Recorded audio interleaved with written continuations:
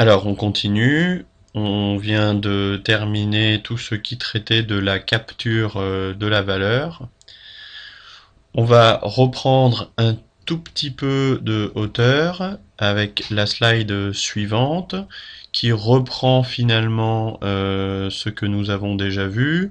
Nous sommes partis de la problématique de la méthodologie de business model dédiée à l'adaptation de la société au vieillissement, une première partie qui traite de la phase de démarrage et de préparation, une deuxième partie qui va traiter de la phase d'exécution avec le bénéfice client, la création de la valeur, la répartition de la valeur et la capture de la valeur. Et à présent, avant d'aller vers la phase 3 qui est la phase de clôture et de relance, on va travailler sur l'outil qui nous permet de pouvoir communiquer, que ce soit en interne ou auprès des tiers. Et cet outil, c'est ce que l'on appelle le business model Canva. Le business model Canva, c'est un outil qui est réparti en 9 briques que l'on va passer tout à l'heure en revue rapidement et qui, vous le verrez pendant nos prochaines rencontres en présentiel, vont nous permettre au moins de pouvoir avancer sur les différents projets que l'on mettra en commun. Voilà, donc c'est un outil qui est assez pratique pour pouvoir, dans un premier temps, discuter ensemble. Il permet aussi de voir un petit peu toutes les briques importantes à penser lorsqu'on monte un projet. Et puis, c'est un outil qui permet ensuite d'aller voir des partenaires, puisque c'est de plus en plus utilisé auprès des banquiers et des financeurs et des incubateurs. Alors, le point d'entrée du business model Canva, c'est cette brique, la principale, celle du milieu, qui s'appelle la proposition de valeur. Et en fait, si vous voyez bien, la flèche que j'ai voulu faire, c'est que c'est à partir du travail que l'on a fait en amont sur le bénéfice client, la création de la valeur, la répartition de la valeur et la capture de la valeur, que l'on va être en mesure de pouvoir... Attendez, je me suis trompé. Voilà, que l'on va être en mesure de pouvoir mettre en place la proposition de valeur. Donc la proposition de valeur, c'est vraiment ce qui définit le projet dans sa globalité.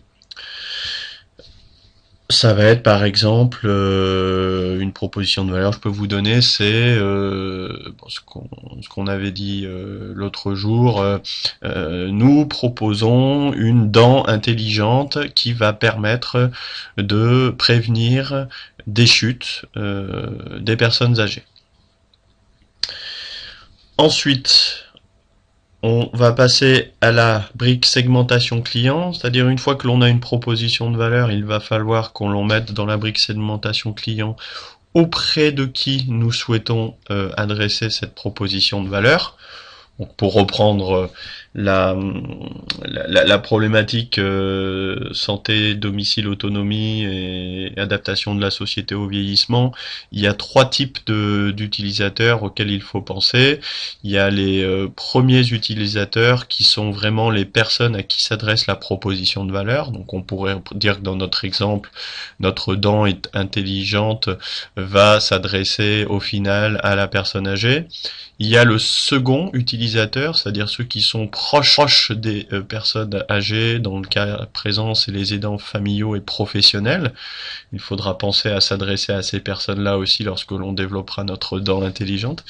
Et puis il y a les derniers utilisateurs qui sont plutôt les acteurs globaux qui vont être les ARS, les conseils généraux, mais aussi peut-être les dentistes ou ceux qui font les prothèses.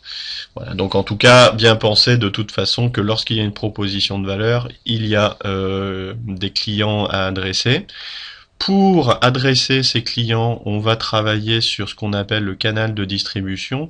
Cette cette partie du Business Canva a pour objectif de réfléchir sur, en gros, comment est-ce qu'on vend notre dent électronique à nos clients. Voilà, donc est-ce que c'est par le biais d'un magasin en fixe? Est-ce que c'est par le biais d'un petit un petit corner, on appelle ça un petit lieu de présentation dans les pharmacies? Est-ce que c'est uniquement de la vente par web? Est-ce que c'est par le biais des personnes qui font des prothèses audio ou des gens qui vendent des lunettes? Bref, cette brique-là nous permet de nous dire, ok, on a une idée, on sait à qui on veut la vendre, mais comment est-ce qu'on la vend? Quel est le canal qui va nous permettre de toucher nos clients? Ensuite, dans la partie relation client, c'est tout ce qui traite de la fidélisation, le contact, le service après-vente, le marketing, bref, tout ce qui fait aussi le packaging autour de l'offre de valeur. Alors si je reprends ma dent intelligente, on va se dire finalement, est-ce que une fois que cette dent a été vendue, est-ce que on laisse l'usager s'en occuper complètement? Est-ce qu'on va mettre en place une plateforme d'aide avec des rappels de temps en temps qui permettront de savoir si les gens l'utilisent bien, mais si oui, on sait que la fidélisation va être meilleure, mais ça va avoir un coût supplémentaire. On va aussi se poser dans cette partie de relation client, comment est-ce qu'on communique? Est-ce qu'on communique de manière marrante? Est-ce qu'on communique sur la partie sécuritaire? Et ça va être toute la réflexion qui va permettre de prendre, de donner une image, je vais dire une humanité un peu globale, à la proposition de valeur qui au départ est assez objective et cadrée. Cette partie relation client, vous voyez, d'ailleurs il y a le cœur, c'est pour vraiment se dire que là nous allons mettre la part d'esprit du projet. Bien entendu, on va s'intéresser aux sources de revenus. Donc dans cette brique source de revenus, on va s'intéresser à savoir quel sera le prix de vente de la dent intelligente. Est-ce que finalement les revenus vont être initiés par les clients finaux? Est-ce que ça va être plutôt les aidants qui vont payer cette dent intelligente? Est-ce que ça peut être plutôt un conseil général par le biais d'une allocation personnalisée qui peut le faire? Et si oui, si c'est le point d'entrée que l'on a choisi, est-ce qu'il faut faire du lobbying pour pousser cette technologie vers le conseil général? Enfin bref, toute la partie source de revenus, c'est tout ce qui traite de comment est-ce qu'on gagne de l'argent. Sur la partie structure de coût, on s'est posé la question comment est-ce qu'on gagne de l'argent. Il est aussi important de savoir qu'est-ce que ça coûte finalement, la proposition de valeur qu'on souhaite mettre en place avec les clients que l'on a ciblés, la relation client qu'on souhaite mettre en place et les canaux de distribution. Tout ça, on se dit que ça va permettre de vendre, mais bien entendu, ça a des coûts, donc il va falloir qu'on réfléchisse à tout ce que cela engendre comme investissement. Et puis, entre les coûts et les revenus, on s'assurera que l'on peut atteindre à minima un point mort et de la rentabilité dans l'idéal.